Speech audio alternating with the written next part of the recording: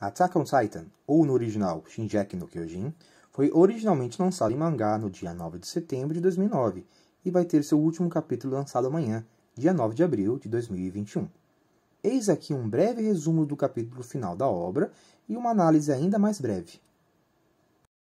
O mangá começa com o que Eren verdadeiramente conversou com Armin após o mesmo ser fatalmente ferido na Batalha do Porto. Eren revela seu plano. Tudo o que vem feito desde que beijou a mão de História, anos atrás, fazia parte do seu grande plano. Ele quis se transformar no inimigo do mundo, para assim todos os países do globo e Parades se unirem contra um inimigo em comum.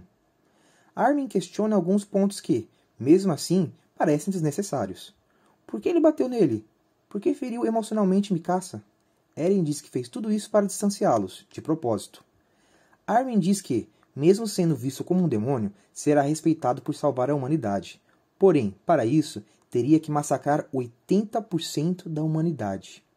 Armin questiona se tudo isso era necessário, e assim obtém uma afirmação de Eren, que parte para contar a história da fundadora Ymir.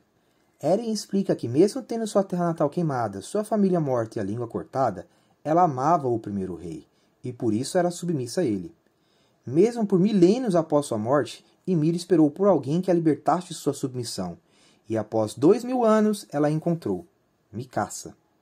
Quando Mikasa cortou a cabeça de Eren, pôs seu livre-arbítrio acima de seus instintos, quebrando as correntes da submissão. Eren dá mais detalhes, diz que não podia ter impedido nem mesmo Bertholdt no dia que ele iniciou o massacre a Parades. Inclusive, deixa entender que foi ele que comandou a titã Dinah Fritz para matar sua própria mãe. Inicia-se assim uma transição de idade entre Eren e Armin, onde Armin questiona se Eren acha que Mikasa vai conseguir seguir em frente, se um dia vai esquecê-lo, encontrar outra pessoa e ser feliz. A princípio, Eren parece não ligar, deixando Armin irritado, aonde, instantes depois, afirma que assim seria melhor, pois dessa maneira Mikasa esqueceria daquele que fez mal para ela. Finalmente, Eren demonstra sentimentos humanos. Mesmo sendo egoísta, não quer que ela encontre alguém tão cedo que queria que ela o amasse para sempre. Ele continua, dizendo que queria estar com os amigos e que não quer morrer, mesmo Armin perguntando se não existe outra maneira. Um grande quadro é mostrado, revelando a destruição que Eren causou, simbolizando que não há retorno para ele. O último flash é revelado, mostrando que Eren não tinha certeza de todas as suas ações, e vê uma lembrança de Grisha, dizendo que Eren seria livre, diferente de Zeke, seu irmão. Eren se despede, dizendo que vai apagar as memórias daquela conversa com Armin, mas que talvez ele as recupere quando tudo terminar. Ele deixa uma mensagem dizendo que se alguém pode salvar o mundo, esse alguém é Armin. Na página seguinte, mostra a hora onde Armin acorda sem memórias da conversa com Eren, e segue para ele, mais uma vez, acordando, só que dessa vez no presente, após a queda de Eren. Mikasa surge da fumaça, com a cabeça decepada de Eren, e incrivelmente pequena, parecendo a cabeça de um bebê. Armin diz que se lembra do plano de Eren, chorando. É revelado que Eren conversou individualmente com cada um de seus amigos, da mesma forma que fez com Armin. Eren destransformou todos os titãs, incluindo a mãe de Connie. Infelizmente, não é mostrado mais nenhuma das conversas, nem mesmo com Reiner, o que seria muito interessante, né? Todos, no entanto, parecem ter concordado com o plano de Eren, mesmo isso significando praticamente a destruição do mundo. Não muito distante dali, Levi vê seus companheiros mortos. Como o último sobrevivente daquela geração, ele os honra, mostrando que o sacrifício de ninguém foi em vão. Connie e Jean também conseguem finalmente se despedir de Sasha. Reiner é mostrado se reencontrando com sua mãe, explicando que perdeu os poderes de titãs e, para sua surpresa, sua mãe fica feliz, pois assim sua expectativa de vida voltou ao normal. Nos próximos quadros, Mikasa diz que vai imediatamente enterrar o que sobrou do Eren, e nem chega a comemorar a vitória com seus amigos. As forças armadas de Marley questionam se os Eldianos realmente foram livrados da maldição dos titãs, apontando armas para eles. Armin assume a liderança e diz que não são titãs, pois se fossem, já teriam se transformado diante ao perigo de ter uma arma apontada para suas cabeças. O que não é um bom motivo, né? Ele se intitula Armin Arlet, da Ilha de Parades, aquele que derrotou Eren Yeager, o titã de ataque. 3 anos se passaram, e a última guerra foi chamada de Batalha entre o Céu e a Terra. Aqui temos a filha de História já como criança. É confirmado que os 20% dos humanos restantes ainda vivem com medo da tragédia que fora outrora. Eudia continuou se armando, com medo de algum dia um mundo fora de Parades os ataque. O reino de Eudia criou um grito de orgulho, Se ganharmos, vivemos. Se perdermos, morremos. Se não lutarmos, não podemos ganhar. A tensão não vai sumir até que Eldia ou o resto do mundo suma. Porém, o mundo agora é um mundo livre de titãs. Numa reunião, é mostrado que ao menos os maiores guerreiros de Parades e Marley agora vivem juntos. Armin, Reiner, Jean, Pique, Connie e Annie. Reiner ainda se mostra apaixonado por História. Annie revela que a muralha que protegia Parades já não existe mais, e que o sexteto agora forma a Embaixada de Eldia, aqueles que representam seu povo para fora do mundo. Connie afirma que acredita na esperança, pois História é uma rainha diferente e verdadeiramente protege seu povo, incluindo os mais pobres. Armin finaliza dizendo que a prova que o mundo pode se maravilhar se encontra ali, naquela sala, num time formado por antigos inimigos, agora unidos.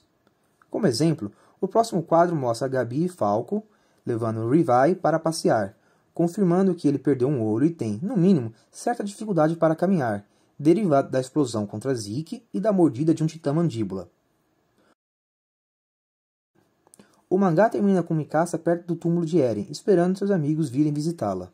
Ela revela que gostaria de ver Eren pela última vez, e uma pomba mexe no seu cachecol, simbolizando que Eren sempre estará lá com ela.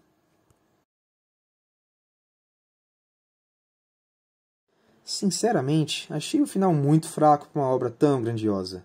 Attack on Titan é o tipo de mangá que ganha uma perspectiva totalmente diferente quando você o lê pela segunda vez, pois assim você consegue enxergar a atenção e o carinho que o criador teve com cada um dos detalhes.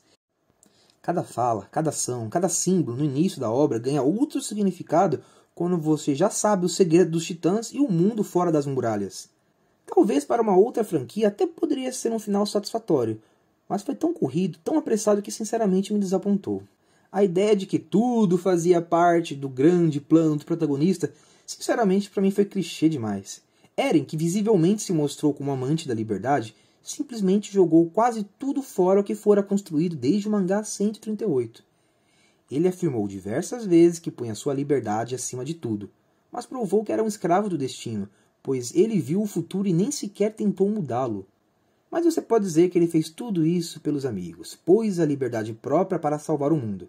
Certo, mas isso causou quase que a extinção, não apenas de Eldia, mas da humanidade. Ele não poderia ao menos tentar mudar o desfecho da história? Não podia ter feito apenas uma ameaça ao mundo? Não podia ter retardado o avanço dos titãs à muralha para os danos não serem tão severos? O pior de tudo foi ver o Armin concordar e se emocionar. Foi praticamente um... Eren, eu matei 80% da humanidade. Minha mãe, Hanji. Mas foi tudo pelo bem de vocês. Armin, então tá bom. Agora que você explicou tá ok. Obrigado. Acredito que dar ao titã de ataque o poder de ver o futuro é algo bem arriscado, pois cria tantas hipóteses não respondidas e fere um pouco na própria liberdade das ações dos personagens. Ainda mais, repito, para um protagonista que gosta tanto da liberdade. Me faz questionar se realmente não haveriam outras maneiras mais simples e coesas de resolver o problema todo. Inclusive, me faz pensar que o plano do Zeke não era tão ruim assim, né? Penso que, possivelmente, o final planejado desde o início não era esse. Se Eren realmente tinha essas intenções, por que foi tão seco com o próprio irmão? Ele não poderia ao menos explicar o que sabia e qual era seu verdadeiro plano? Sua omissão causou uma morte desnecessária. Alguém que seria leal a ele, do seu próprio irmão. Se Eren tinha o total controle da situação, Hanji realmente deveria morrer para ganhar tempo? O plano não era salvar seus amigos acima de tudo?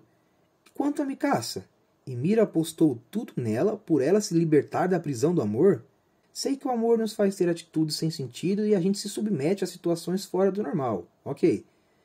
Ymir viu em Mikasa o que ela viu em si mesma perante ao rei Fritz. Mas será que Mikasa realmente se libertou com apenas uma atitude? Que foi no caso de cortar a cabeça do Eren? E se a Mikasa aceitou matar o Eren apenas no calor do momento? Talvez se desse mais uns 5 minutos nela, ela teria recuado. Talvez até mesmo se arrependido. Décadas de vida não se resumem a uma ação apenas. Tampouco a sua redenção. Isso é confirmado 3 anos após a morte de Eren. Mikasa não se libertou. Mikasa ainda é submissa e aparentemente não foi capaz de tocar a vida. Não sei que tipo de mensagem tentaram nos passar e, sinceramente, acho que ela merecia um final mais feliz. Eu queria vê-la saindo da sombra do Eren. Queria vê-la livre e com a própria identidade, traçando seus próprios caminhos. Achei interessante o atrito entre paradas e o mundo não acabar do nada. Afinal, por mais chocante que tenha sido a guerra final, um conflito de 2 milênios não sumiria assim, infelizmente. Foi um final realista nesse ponto, pois o mundo de Attack on Titan se tornou o que nosso mundo é hoje.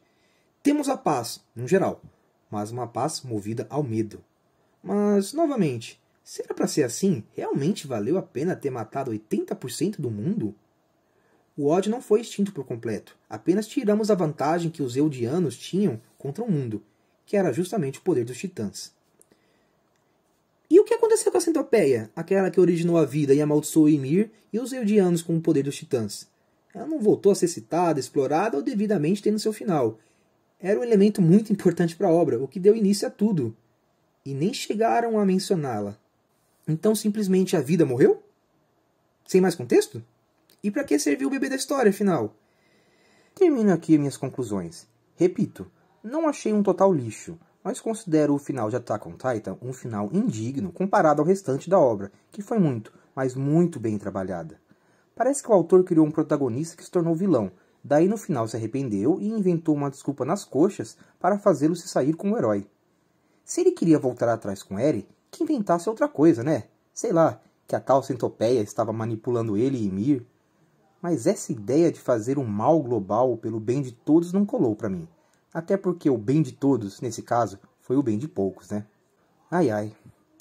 Obrigado por terem assistido o vídeo até o final.